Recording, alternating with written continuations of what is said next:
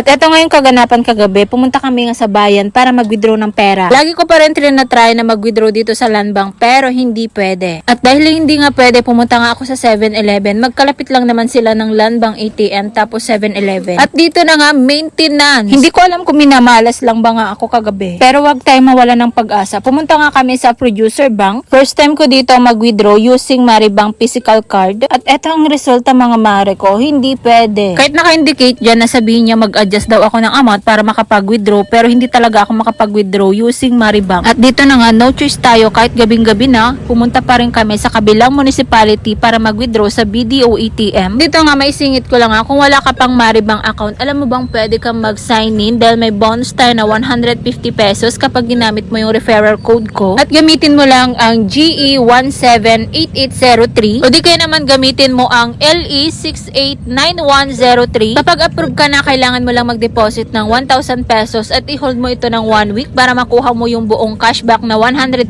pesos. Kailangan mo lang sa pag-apply ay one valid ID. At dito na nga pwede ka pang kumuha ng ATM card for only 99 pesos. Pwede ito ma-refund kapag ginamit mo ng 5 times tap to pay sa pagbayad ng mga groceries o di kaya naman sa pagbayad sa restaurant. Ang kagandahan pa kapag may Maribank account ka ay may daily interest ang pera mo. Tuwing gagamit ka ng scan to pay, alam mo bang may cashback? Pag nag-withdraw ka nga pala dito sa BDO ATM ay may charge fee na 15 pesos at dito na naka-withdraw tayo. Salamat naman!